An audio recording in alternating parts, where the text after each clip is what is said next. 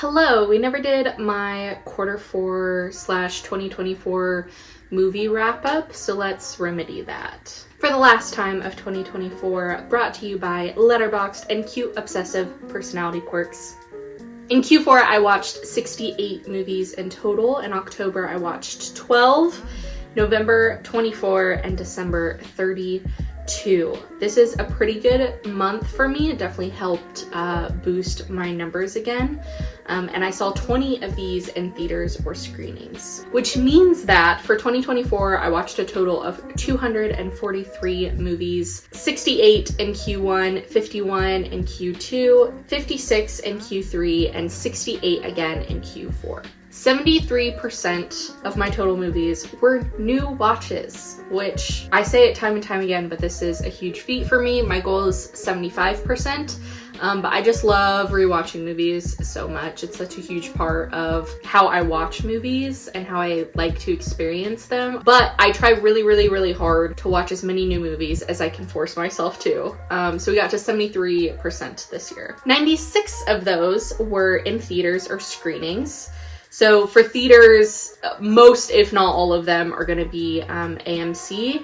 And then for screenings, this includes screenings that I did for work at repertory theaters in LA, like the American Cinematheque. I saw so many movies in theaters because I am a proud AMC A-lister.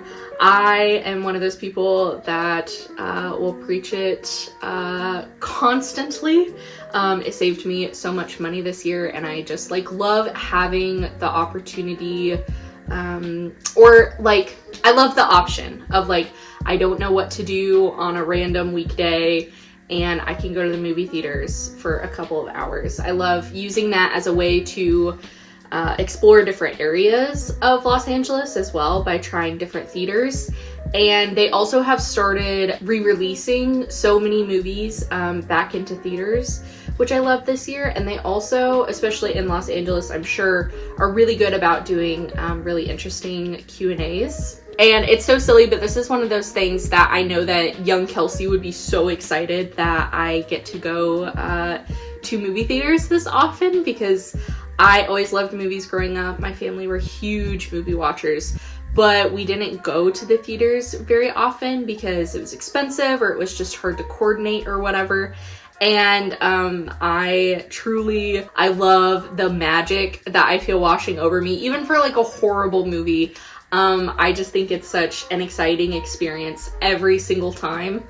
And so I love movie theaters, and I love that has been such a huge conversation recently, especially around the Oscars this year with Sean Baker's acceptance speech for Best Director, and I really hope that it helps spring more and more people to go to the theaters. So AMC A-List is a very good way to do that. For myself, I do this every year, just because I think it's so interesting and helps me feel like I have spent my money well over the year. I pay $24.95 for AMC A-List per month. Again, I get 3 movies per week, which means that I spend about $299.40 in a year for AMC. In Los Angeles, they're expensive everywhere, but in Los Angeles especially, if you're going to an IMAX screening or a Dolby screening, the average ticket price here is $22 on a Friday night or a Saturday night. So if we use that average ticket price, I would spend $1,804 to go to 82 movies in a year, which means that I saved approximately $1,504.60 this year by having AMC A-List. Obviously, I would not go to that many movies if I didn't have a membership, but I still feel like I 100% would have spent more than $300 on movie tickets, since that's something that's so important to me. So that's just a little AMC slide that I had to pop in there. So for Q4, the first movie I saw of the quarter was The Wild Robot on October 3rd. I sobbed my way through this movie, and I have not spoken to a single person who did not sob through this movie, regardless of like what their relationship is with their mother, which is a huge theme and important part of The Wild Robot. It's beautiful. The animation style, especially for like the foliage in the background and like the forest sequences, are just so stunning and very like painterly. And then the score was beautiful and very affecting. And then I really liked all of the voice performances as well. The last film that I saw of the quarter, which would also be my last film of the year, was Nosferatu, which I watched on December 31st with Sam, which means that my first watch of the year was a rewatch of The Adam Project with her on January 1st, 2024, and my last movie of the year was with Sam on the last day of the year, December 31st. I thought that was very, very cute of us. This slide reflects a ranking that I do every year, which is I rank any movie that I am seeing for the first time. This just kind of helps me remember my thoughts and feelings about the movie. It helps me to continue to watch new movies. And it also gives me an opportunity to reflect, like, if I gave something a terrible score, but I had a really fun time watching it, and it goes higher up in my ranked list. But this quarter, anything that has like the lighter blue box around the outside is something that I added in Q4. Everything else has been added throughout the year. And in an incredible turn of events, the Book of Clarence, which has been my number one since very end of January or early February of this year, has been upset as my number one, which is now a real pain. We will discuss this movie more, but this is absolutely my favorite movie of the year. I still love The Book of Clarence. I did get to rewatch The Greatest Hits a couple times, and it's just like such a Kelsey movie and is very, very unique. I didn't get to rewatch Monkey Man, which I wanted to do, but that was such a fun theater experience, and I really loved my first watch of it, so I left it in its place. Tenet I did watch twice, both times in theaters, and it has found its way to my number 2 Christopher Nolan movie of all time. Dune Part 2, I loved the Dune series so much. I have just read the first 2 books of the series, and I'm on number 3, and I never ever would have done that if I didn't love those movies so much. I still cannot believe the awards season upset that it got, and I hope that people follow through on their theories that they're waiting for Dune Messiah to give them all the awards that they should have. My next addition to the top 15 is The Souvenir Part 2. This is a very indie, international A24 film. I watched The Souvenir Part 1 because Amanda Dobbins of my favorite movie podcast, The Big Picture, really liked it, and it was always in her like rated lists for her favorite movies of that year. And I watched it, and I definitely felt like I could relate to it in a lot of ways, but it was just a lit too like quiet and meandering for me. It's about a young woman who starts up a relationship with this enigmatic older man who is struggling with addictive tendencies, and she's going through film school, and she's trying to balance that and her relationship with her family and money. And again, I liked it, but I didn't love it. The second movie, however, I have not rewatched yet, but was truly such a mind-blowing Kelsey moment, because I felt like I could relate to this movie so much.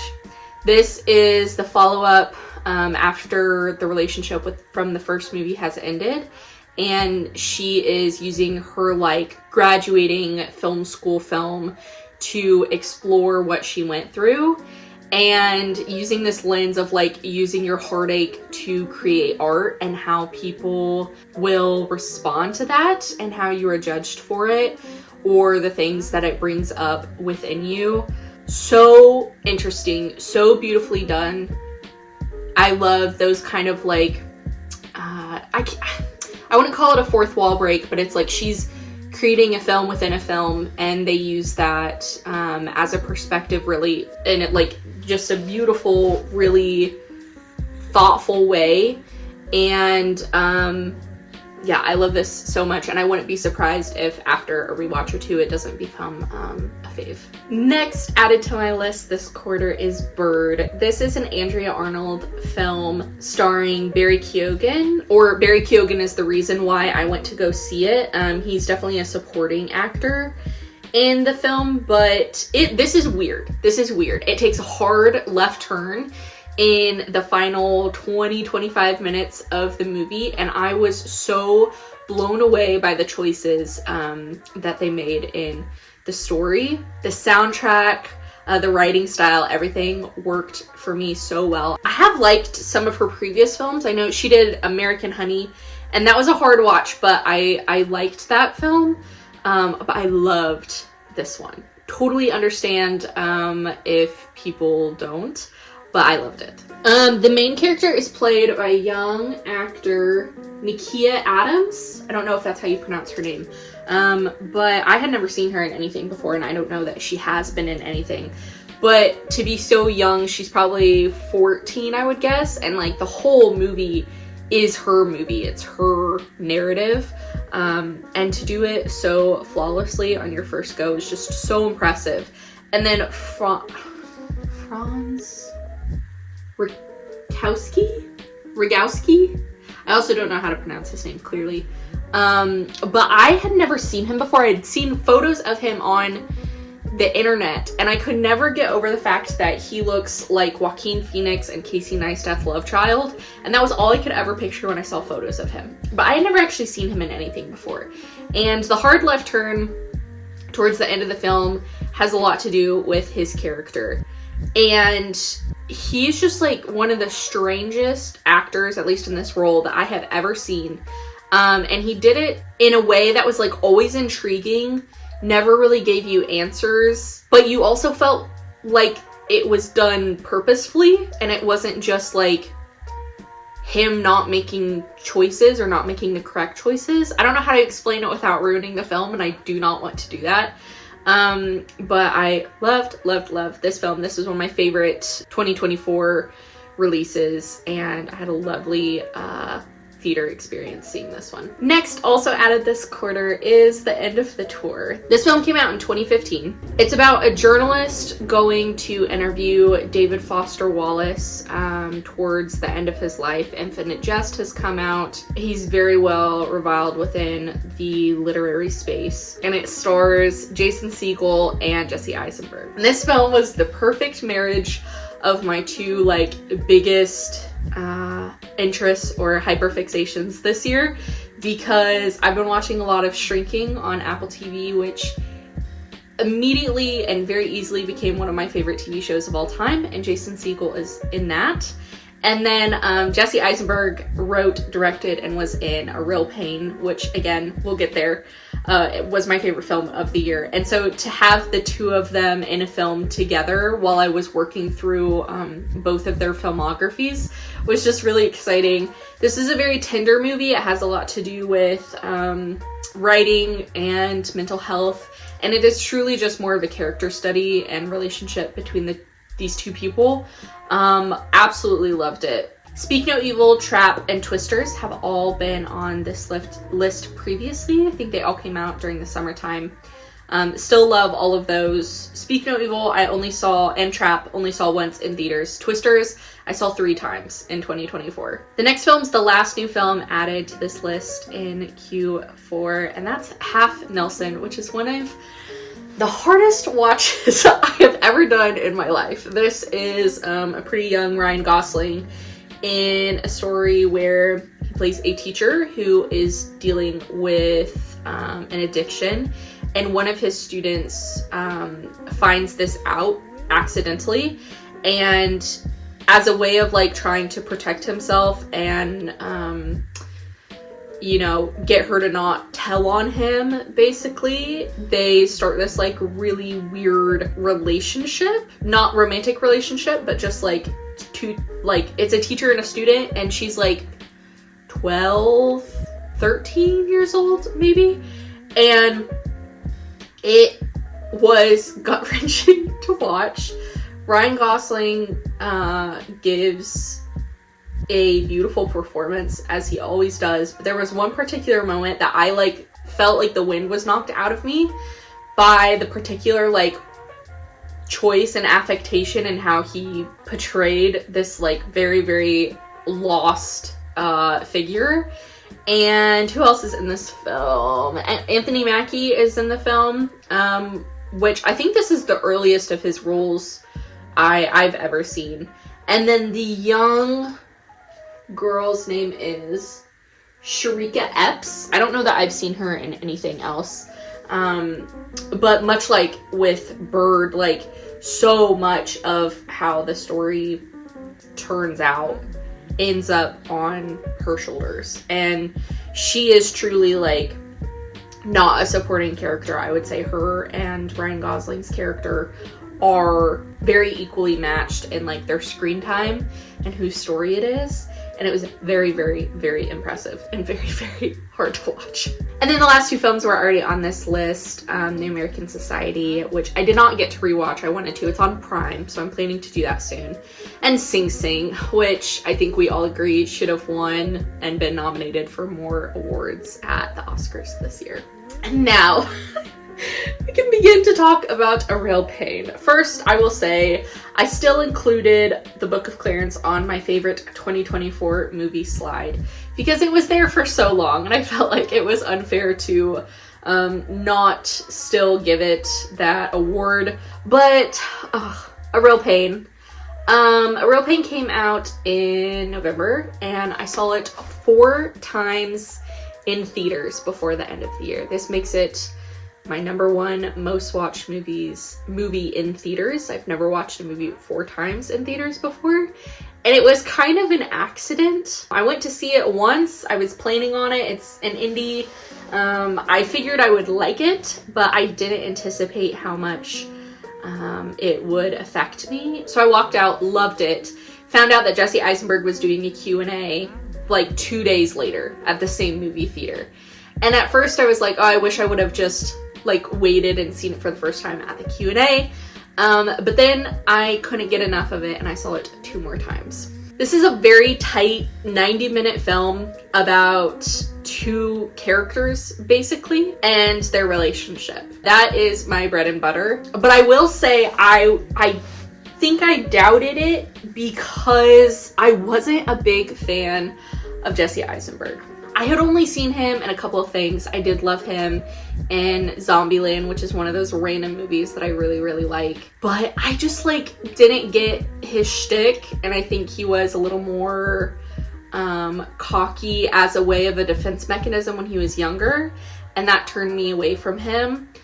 But I really, really liked his directorial debut, which came out, I think, 2 years ago at Sundance. And I've discovered from A Real Pain that Jesse Eisenberg and I have something in common about the way that we move through the world and who we are. I think especially in regards to like social anxiety. I feel so seen and comforted by that, by Jesse's character in the film. I know that Kieran won the Oscar for it, and I'm so happy he did because it's gonna make more people watch the film, and he's also absolutely beautiful in the film. I know a lot of people have been doing this whole like, is he actually acting or is he just being himself? I don't know why that matters. Like, he's like, some of the things that he does with his face in this movie, it is so hard. I can only imagine how hard it is to like let yourself be that real in front of a camera when you're following a script and stuff. And like, I don't care if that's like basically his personality in real life. He did a gorgeous, gorgeous, gorgeous job. However, I'm so sad that Jesse was not at least nominated for his role. I know he was nominated for Best Original Screenplay, which they did lose, which I was very, very sad about. But I think Jesse just completely outdid himself in this film, and I am now a huge Jesse Eisenberg stan and have been making my way through his filmography. His Q&A was the best Q&A I have ever been to. He was so humble and genuine in taking people's compliments about the film and answering questions, and I've just devoured every Q&A or interview or anything that he's done for this film. I love it so much. It's 90 minutes. I have shown it to a ton of people now and no one has disliked it, so I highly recommend everyone watching it. I think that there's something to relate to in either of these characters. And last but not least, my top actor of the year continued to be Robert Pattinson. I watched 9 of his films, and after the second quarter, I think, I didn't watch any more of his films. I did plan to, but I rewatched The Devil All the Time, and then the rest of them were new watches for the year. The Lighthouse, The Lost City of Z, Tenet, and then the Twilight series, which I had never seen before. He has a huge 2025. I've already seen Mickey 17, which was his first film of the year. He has 2 more films coming out, the aforementioned one with Lakeith Stanfield and J-Law, which I'm very, very excited about. Supposedly his film with Zendaya that we saw a lot of like paparazzi shots of is supposed to be coming out this year, and then the Batman did get pushed back again, but he has like a huge 2025. That is it for my 2024 full year wrap up, as well as my Q4 wrap up. I will be continuing to do this, at least like making the PowerPoints and keeping track of all of this for myself in 2025. It seems like a pretty light movie year, but there are a few movies that I'm really looking forward to. I've been watching a lot of Marvel films so far this year because I told Summer that I would catch up in time to go to Thunderbolts. And then I did a lot of Oscar-nominated films as well in the first 2 months of the year. So that is really what has dominated my Q1 movie watching so far, but I'm anticipating a lot of the releases that come out later in the year.